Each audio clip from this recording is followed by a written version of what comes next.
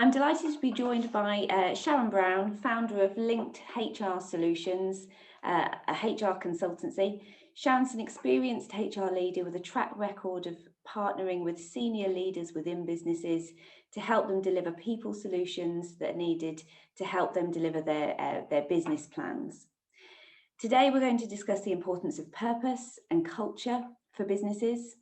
So welcome, Sharon. And can you explain to us why purpose and culture are important?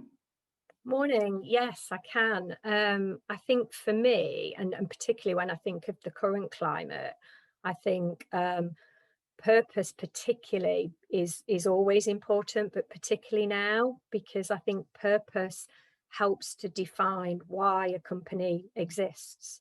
So it helps to explain to customers why that company exists, and it helps employees understand and have something that they should aim for.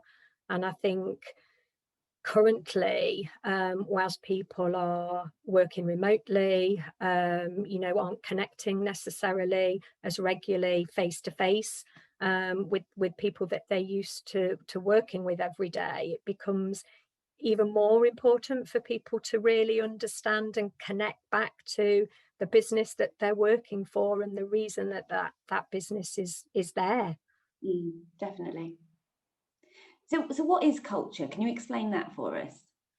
I think culture is a little bit harder to define for me. I think culture's it's a way things get done in an organization. It's something you feel, whereas I think purpose, as I say, gives something to aim for and helps customers understand. It's a series of words that give meaning.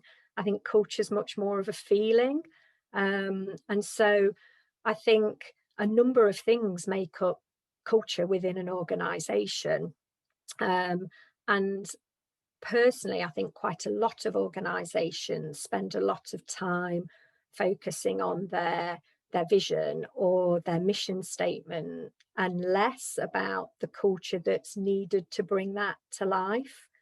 Because culture for me it's the relationships in the organization, it's the interactions that people have both internally and externally that create that culture.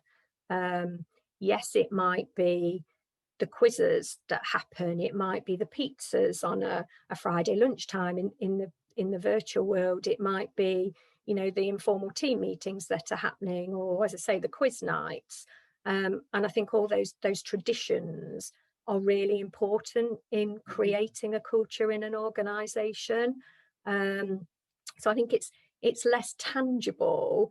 It's the way things happen in every interaction in an organization. But I think it's something that needs conscious thought and needs investment by business owners, by the senior team, by people leaders in an organization to really bring the right culture to life. And thinking about who do we want to be and who do we want to be in this kind of situation. Absolutely. Great. So is there a benefit to having a purpose and a strong culture? I think definitely. I think, as I've said, in terms of purpose, it has an external benefit to your customers and your prospective customers, and it has an internal benefit for employees, because it provides that aim and something for people to buy into. And I think it's really important that it's clearly defined in language that people can understand, so that people can really understand what needs to be achieved and how they need to show up every day, really. And I think if people buy into that purpose and feel comfortable in the culture that exists within an organization, then they're likely to be more engaged and they're likely to be happier at work, and therefore are likely to show up more positively and contribute more effectively, both within a team environment and for the organisation. Which at the end of the day is what every business wants, isn't it? They're people to turn up engaged and and wanting to do a good job. Absolutely. And I think, that line manager relationship therefore becomes key, because then for me it's really important for managers of people to be talking to them regularly, both informally and formally. So, checking in at the beginning of a day, especially now, as I say, where people are working remotely and there isn't that face-to-face contact, to just check in and see, how is somebody? Are they okay today? How are they feeling? What are their priorities for that day? Is there anything they want to talk about? I think, informally can have a massive impact on culture. And then formally, those one-to-ones to talk about the purpose of the organisation and the objectives that need to be delivered by that individual to deliver that purpose, and what help and support they may need to help them achieve that is really important. So I think line managers being, available, talking to people, seeking feedback on what people think about what's happening in the company, gaining their ideas for improvements that can be made against that purpose and the direction the company is taking, I think's, massively important. And I also think that helping to bring your culture to life and showcasing and shouting about what it's like to work in your company, whether that be on your company website, whether that be on social media channels, whether that be through your recruitment process. I think the more companies can do to show, what is it like to work here, and a day in the life of somebody in this company, I think has a massive benefit for prospective, future employees, just as well as current. Because I think a lot of the time, certainly larger organisations will invest, as I say, in words on a wall, a document that defines their purpose. But I think actually bringing that to life through video or inviting people in, as I say, as part of the recruitment process, I think has a huge benefit. Definitely. So does culture change during times of change? I think